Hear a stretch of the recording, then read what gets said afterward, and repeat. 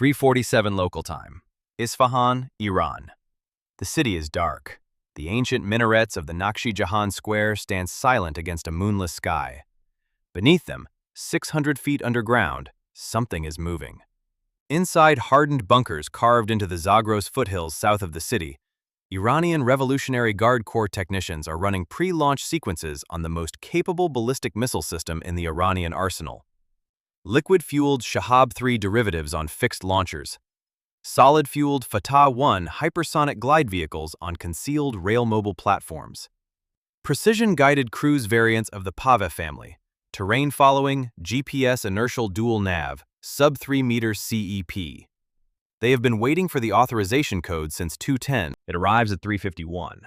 The order is direct from the Islamic Revolutionary Guard Corps Aerospace Force Command, issued on behalf of a government that officially does not recognize it as losing, but which has authorized the largest single retaliatory strike package since the war began on February 28th.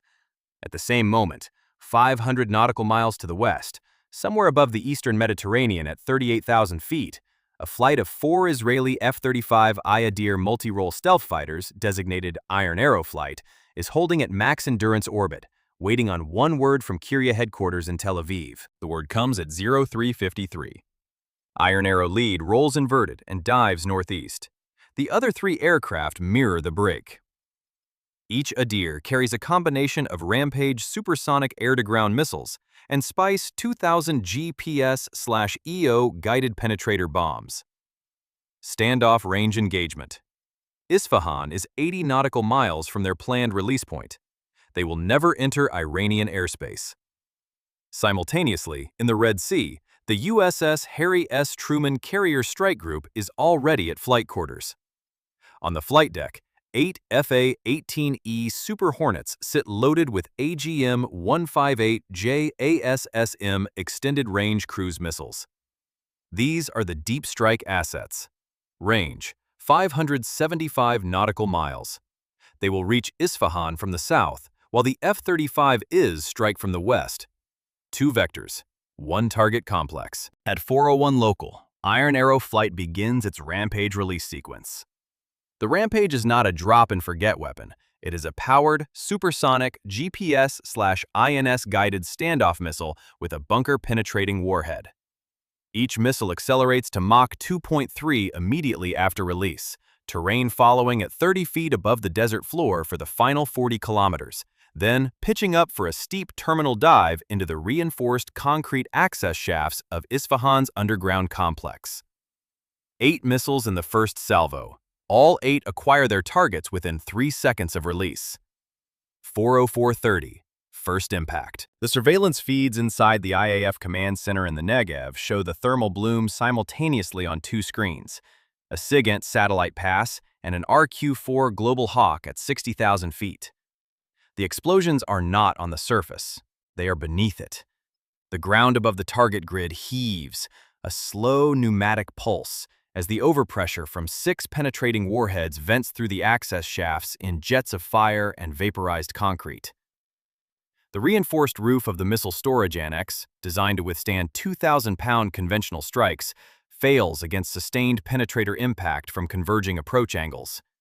It fails in 11 seconds. At 4:06, the Super Hornets begin their JASSM release. 12 missiles.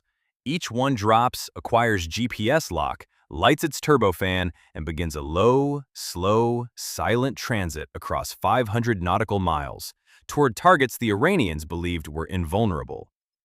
The JASSM-ER is a stealth cruise missile. Its radar cross-section is smaller than a seagull's. It flies at 600 miles per hour, 100 feet above the desert.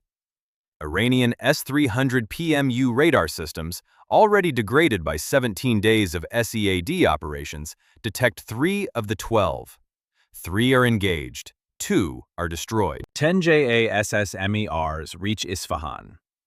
By 4:22 local time, the Isfahan military-industrial complex, including the primary IRGC Aerospace Force missile manufacturing annex, the propellant storage facility designated Site 5, and 2 precision machining centers associated with the Fatah hypersonic program, is no longer a functional installation. It is a series of craters and collapsed access tunnels. The fires below ground will burn for days. But Iran has already launched. 0358 local time. Launch command executed. The IRGC Aerospace Force is not waiting for damage assessment reports.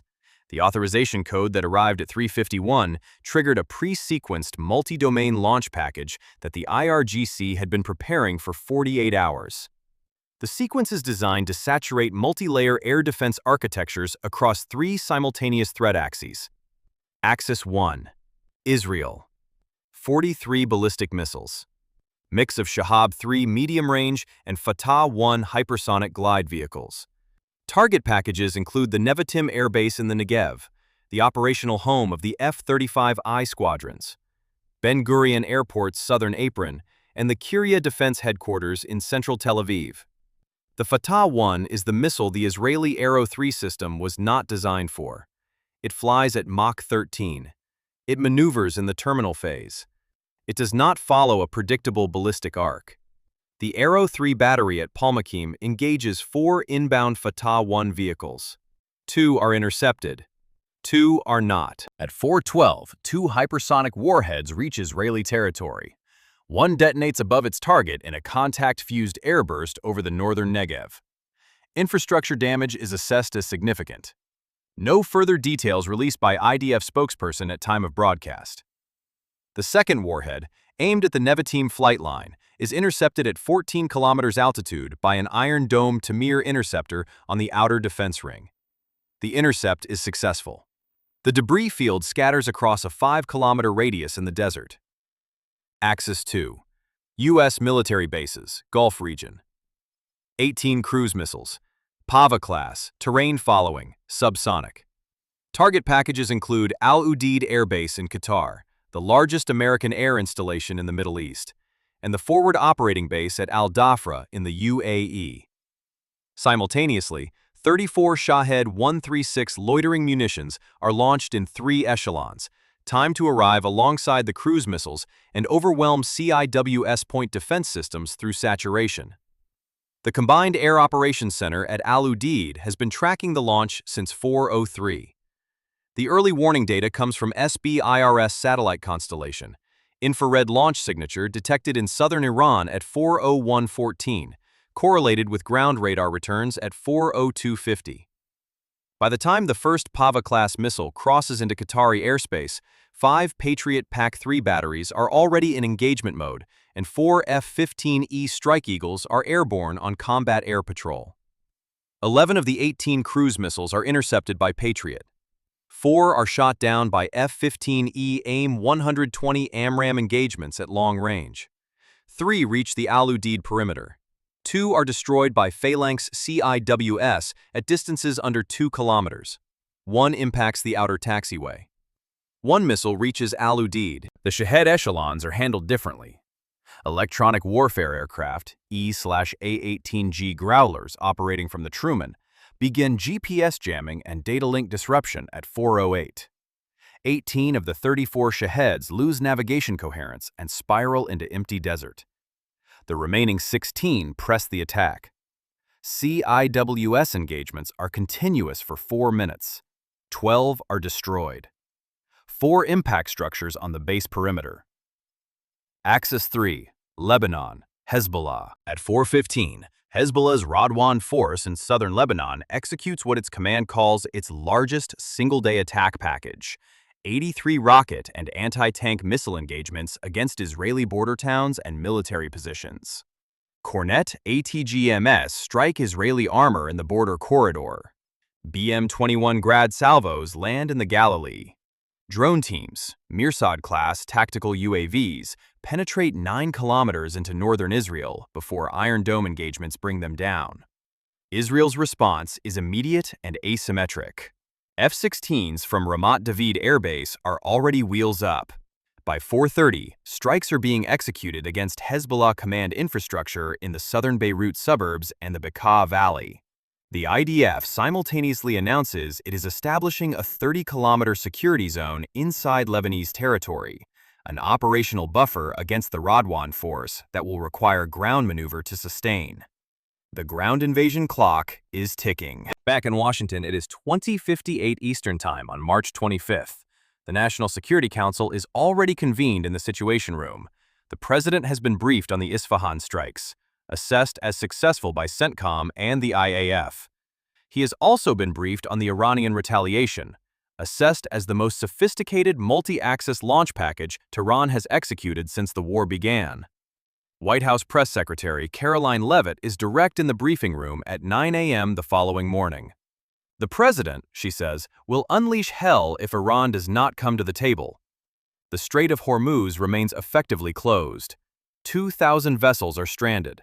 20,000 seafarers cannot move. The global oil price has crossed $100 per barrel 3 times in the past 2 weeks. Iran's government spokesperson fires back within the hour. If American forces strike Iranian power grid infrastructure, as Trump has threatened, quote, critical infrastructure and energy facilities throughout the region will be considered legitimate targets and will be destroyed in an irreversible manner. This is day 27 of Operation Epic Fury. Neither side is blinking. Here is the question I want you to answer in the comments. Iran launched a hypersonic Fatah 1 missile that defeated Arrow 3 interception and impacted inside Israeli territory. Israel has now responded with its deepest and most destructive strike package of the entire war, and both sides are escalating, not de-escalating. If you were in the Situation Room tonight, what is your next move? Do you authorize the strike on Iran's power grid, knowing it triggers Tehran's response against Gulf energy infrastructure? Do you hold back and push through the diplomatic backchannel that Iran is publicly mocking? Or do you commit ground forces to Lebanon now, before Hezbollah has time to execute its full mobilization? The decisions being made in the next 72 hours will determine whether this war ends, or expands into something the world has not seen since 1945. Drop your answer in the comments, because the officers making these calls in real time need the world to understand what is at stake. The war is not contained. The strait is not open, and day 28 begins in 3 hours.